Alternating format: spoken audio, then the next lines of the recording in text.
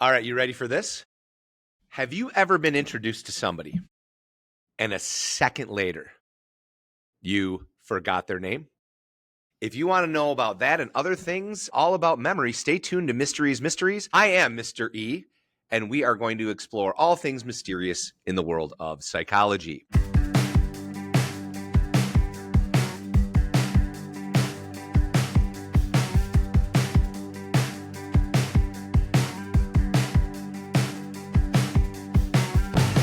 Today we're going to talk a little bit about memory, and it's good, it's bad, and it's ugly. I've done a couple podcasts on memory before. Today we're going to do a pretty cool one. I think that you'll really appreciate. You'll gather something from this that you can take and move on. Just a little side note, one of my listeners, regulars, said, I really wish some of your podcasts were a little bit longer and you told us a little bit more about it. I think it's important for me to share with you. One of our goals here is to not tell you everything, but actually to share with you pieces of information that you can use to then go out and explore more and more things. And that's really our goal. And we also keep it at between 8 and 13 minutes because for those of you that drive, it's a great time length for people that commute places, unless, of course, you're in LA, especially LA right now. But, that would be why we do what we do. So I think it's really important to understand that. So anyway, back to memory. So you meet somebody, you shake their hand, they introduce themselves to you, and you're busy doing other things. You might be looking at them.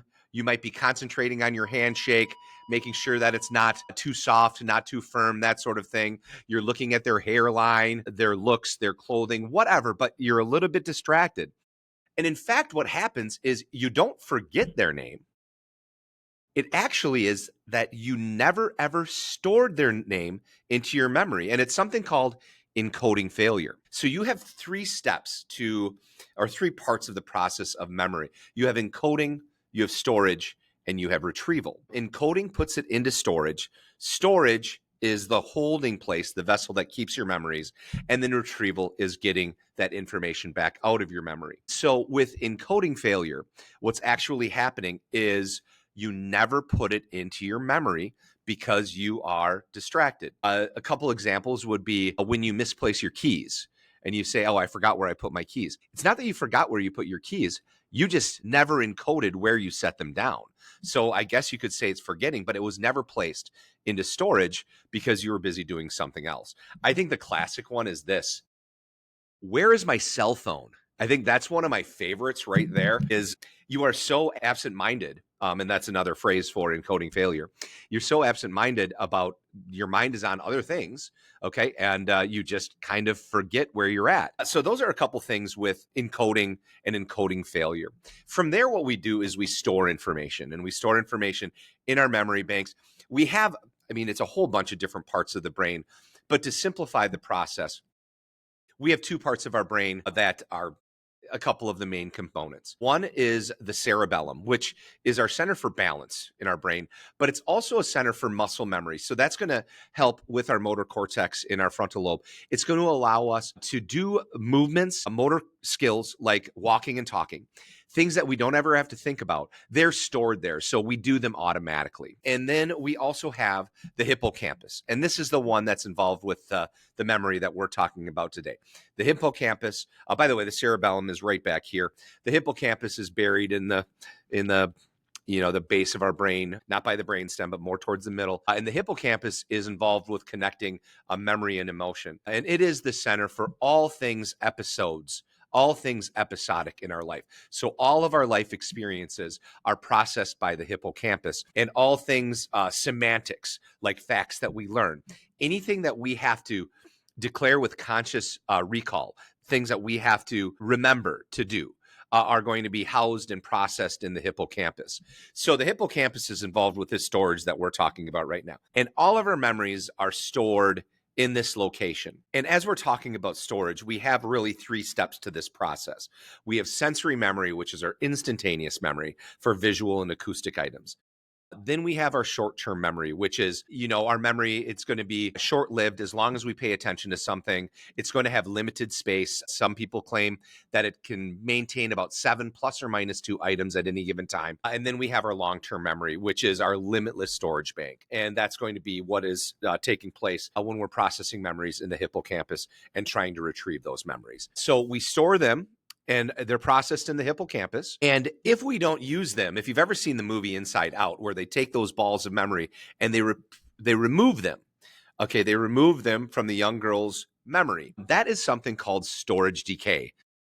Great movie, by the way. It's called storage decay. And when you don't use it, you lose it. Another phrase for that is neural pruning, and that chops off those neural networks that you don't use anymore. The greatest example for me is calculus. I have not used it in 25 years. It's gone bye-bye. It's gone the way of the dodo bird. It is out of here. So that's why, if we're not going to use these memories, they will decay, they'll break down. And then the last step is going to be our retrieval of these memory.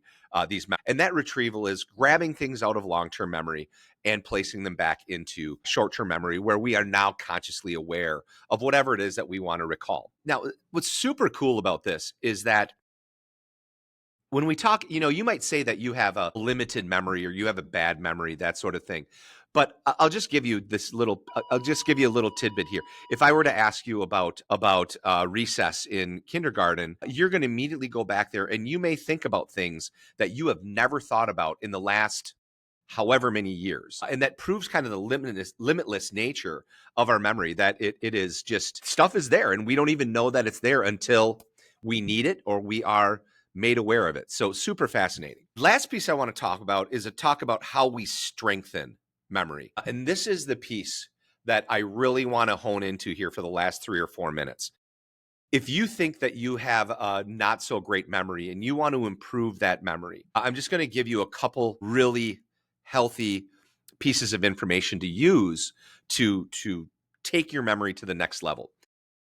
I am not great at memorizing things, but I've learned some techniques. Teaching psychology helps. And through strengthening your memory, you can learn these techniques. You can learn these techniques that can strengthen your memory. And there's 2 concepts. One is maintenance rehearsal, and the other one is elaborative rehearsal. And this is what I want to really focus on. Maintenance rehearsal is you just keep coming back to whatever it is that you want to remember, and it kind of just starts to stay there. Unfortunately, we can do that for negative things too, like ruminating thoughts that we keep coming back to and experiences that we have with other people. And we can keep going back to those memories and we're really strengthening them, and we don't want to. But we can also do that for the good stuff or the stuff that we just really, really enjoy. So maintenance rehearsal, you just come back to it and you rehearse it over and over again. And the more you rehearse it, the more it comes back to you, the stronger it is in your long-term memory. Now, elaborative rehearsal is where it's at. This is where it's at for the important stuff. It's practicing maintenance rehearsal, but it's practicing maintenance rehearsal with a sense of meaning. Okay. So I want to memorize the presidents of the United States. By the way, I love memorizing lists. I love it. And I use elaborative rehearsal.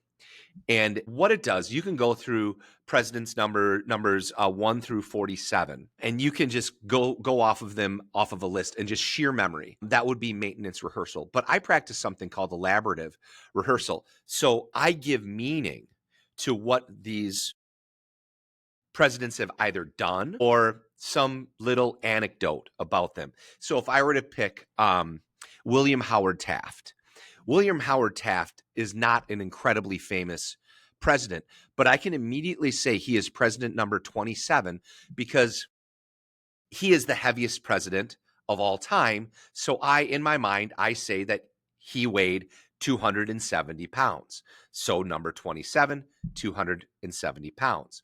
That's one of my favorites. But my absolute favorite one is this. President number 13. I'll give you a second. Do you know who that is? Nope. It is Millard Fillmore. Some of you might not even know who Millard Fillmore is, right? I really don't know what he did because he didn't do a whole lot. But this is how I remember him. The number 13 is obviously associated with bad luck. Millard sounds like mallard. Mallard is a duck. Millard Fillmore is an unlucky duck. So he is president number 13. That's elaborative rehearsal. I know. It's weird, but it works. And I do that for lots of different things that I'm trying to memorize. And that elaborative rehearsal means so much.